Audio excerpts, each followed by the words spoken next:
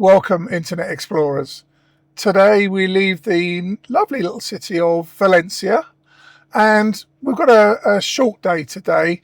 Heading for a place called Jávea, where a friend of mine has a house, and we're gonna do a bit of R&R there. I think spend a little bit of time relaxing. Anyway, come with us and see what we get up to. Welcome to the long free ride.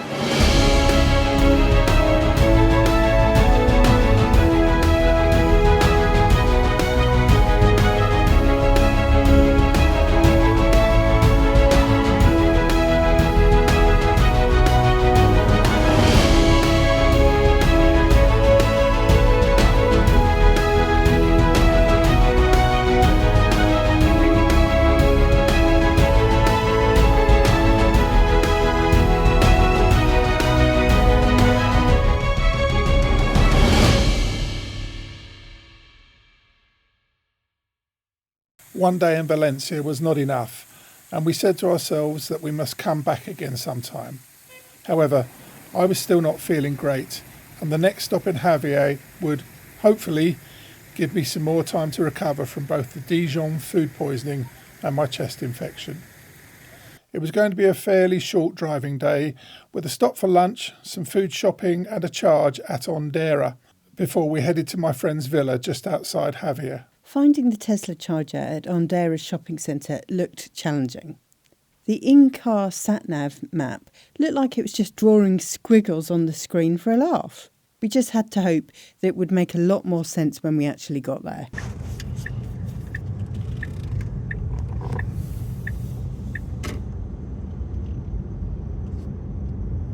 Now turn left.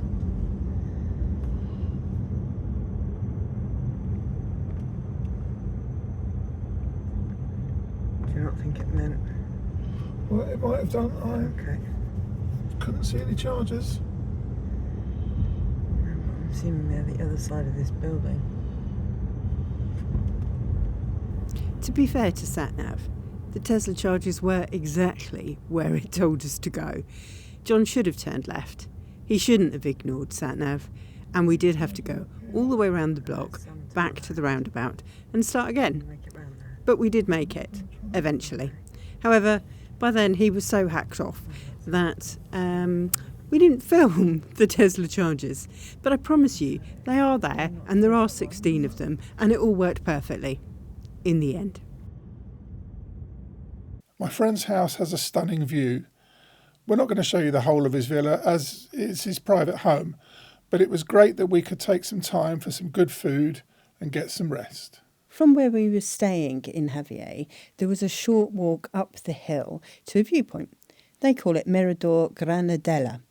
There are another 13 similar viewpoints across 25 kilometres of the coastline around this particular town. It's 142 metres above sea level and felt quite isolated given it was only a short walk from where we were staying. However, the vegetation was overgrown in May and made it really quite hard to see much of the coastline. John's really not impressed with my photos. A couple of days into our stay, we were rudely woken by the police at 7:30 in the morning. What are you doing, John? I'm cutting up a fallen tree. Why are you cutting up a fallen tree on holiday? Because it's blocking the road. How did you know about this? Because the police came and got me out of bed. Lovely. They were really impressed with me in my underpants. As anybody would be. Totally, utterly. So how is the sawing job going? Well, it's a bit of a small saw for quite a big tree. Right. So, and the problem is that because I'm trying to saw down and the weight of the tree closes the thing around the saw, and so it's not going actually swimmingly, but it is going. Okay. Slow and steady wins the day. Indeed. Happy soaring.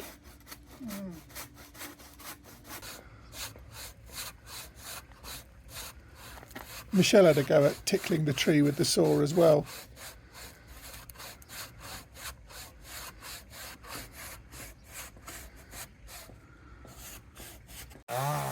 but eventually a gardener called Mario speeded up the whole process with a chainsaw.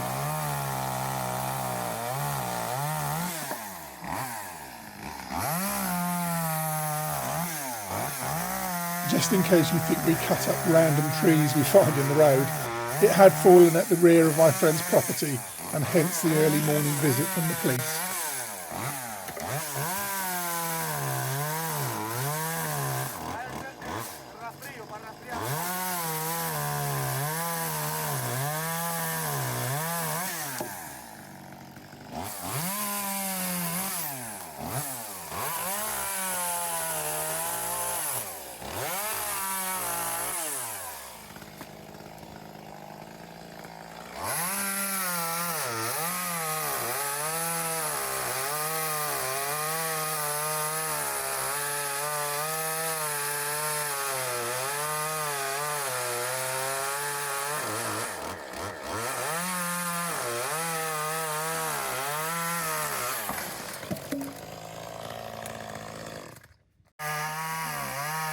It was great to see that health and safety hinders Spanish workers getting the job done, just like here in the UK.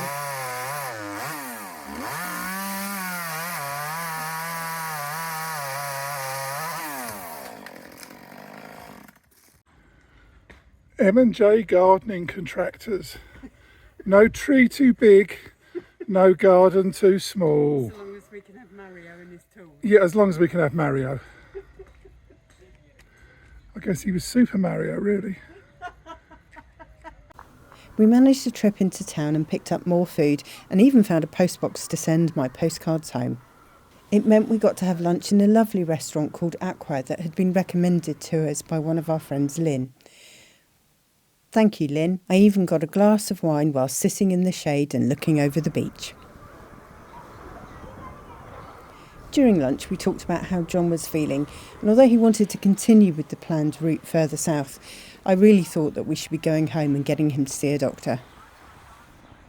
I appreciated Michelle's concern, but part of the reason for doing these trips now is because as I get older, my lung issues will only worsen. Michelle says that's too negative a comment to conclude the video on. So here's a clip of a butterfly. Isn't it pretty?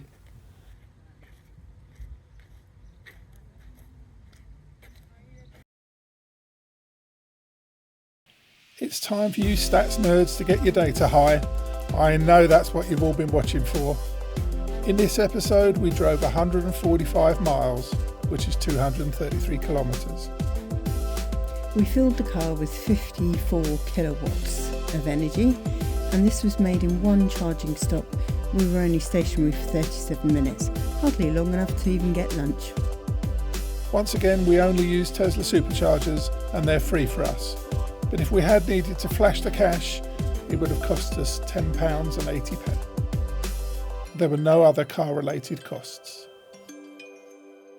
Now let's add that to the grand total for the trip so far. We hope the long free ride is demonstrating that you can do long road trips in an electric vehicle. Please like, share and subscribe to the channel to help us bring this message to a wider audience.